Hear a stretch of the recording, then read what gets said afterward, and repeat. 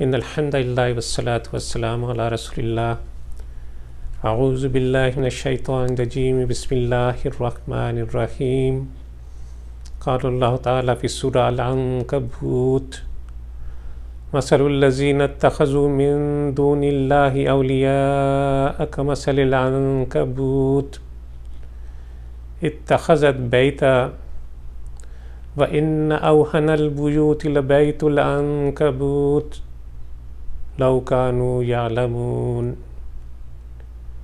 جن لوگوں نے اللہ کو چھوڑ کر دوسروں کو اپنا سرپرست بنا لیا، ان کی مثال مکڑی جیسی ہے جو اپنا ایک گھر بناتی ہے، اور سب گھروں سے زیادہ کمزور گھر مکڑی کا گھر ہی ہوتا ہے۔ کاش یہ لوگ علم رکھتے۔ سورہ العنکبوت کی اس آیت مبارکہ سے پہلے ان لوگوں کا ذکر کیا گیا ہے جنہوں نے اللہ کو چھوڑ کر دوسروں کو اپنا ولی اور سرپرست ٹھہرایا۔ ان مشرکین کے بارے میں قرآن یہ کہتا ہے کہ ان کی مثال ایسی ہے جیسے مکڑی کا گھر جو نہایت کمزور اور بودا ہے، اس میں سردی گرمی سے کوئی بچاؤ نہیں، طوفان بارش سے کوئی حفاظت نہیں۔ اسی طرح ان جھوٹے معبودوں کو پوجنے کا کوئی فائدہ نہیں۔ ان کا دین مکڑی کے گھر کی طرح بودا ہے۔ اگر اللہ عز و جل کی طرف سے کوئی آفت آ جائے تو یہ ان سرپرستوں سے کوئی مدد نہ پائیں گے۔ نوح علیہ السلام کی قوم سے لے کر قارون تک کے قصے یہاں بیان کر دیے گئے، جن کے بارے میں ان کا عقیدہ تھا کہ یہ ہمارے مددگار ہیں، ہماری قسمتیں بنانے اور بگاڑنے کی قدرت رکھتے ہیں، ان کی پوجا پاٹ سے، ان کی نظر نیاز سے ہم ان کی مدد پا لیں گے، یہ ہمیں ہر مشکل، ہر پریشانی سے نکال لیں گے۔ ان جھوٹے سرپرستوں کی محبت کچھ بھی کام نہ آئی۔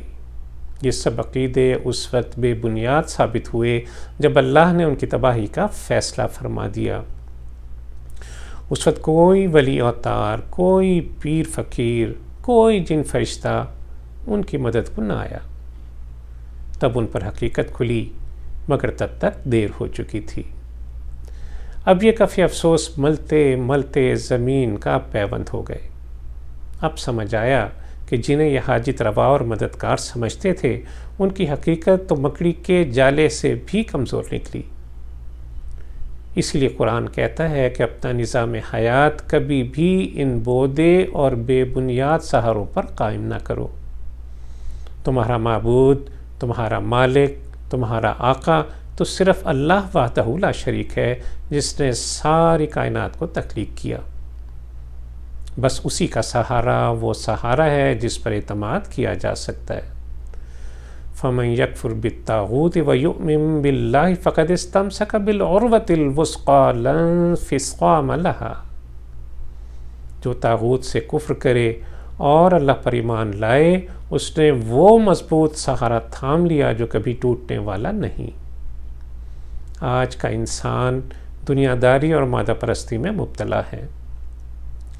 مکڑی اپنے گرد جالا بنتی رہتی ہے، اسے اپنا مضبوط گھر سمجھتی ہے، حالانکہ وہ اس میں پھنستی چلی جاتی ہے۔ گویا وہ قید خانے کو اپنا گھر سمجھتی ہے، اور پھر حوادث کا ایک چھوٹا سا جھونکا اس گھر کو تہز نہز کر کے رکھ دیتا ہے۔ یہی حال دنیا دار انسان کا ہے، وہ اپنے گرد اسباب دنیا کا جالا بنتا رہتا ہے۔ اس قید خانہ دنیا کو وہ اپنا حقیقی گھر سمجھ لیتا ہے، مگر دست موت کی ایک ضرب سے اس کی دنیا کے سارے بنے ہوئے جال، سارے تانے بانے توڑ کر اصل حقیقت اس پر آشکارا ہو جاتی ہے۔ بس مومن کو چاہیے کہ وہ اپنے گرد اسباب دنیا کا بیکار جالا بننے کے بجائے آخرت کی بہتری کا سامان کر لے۔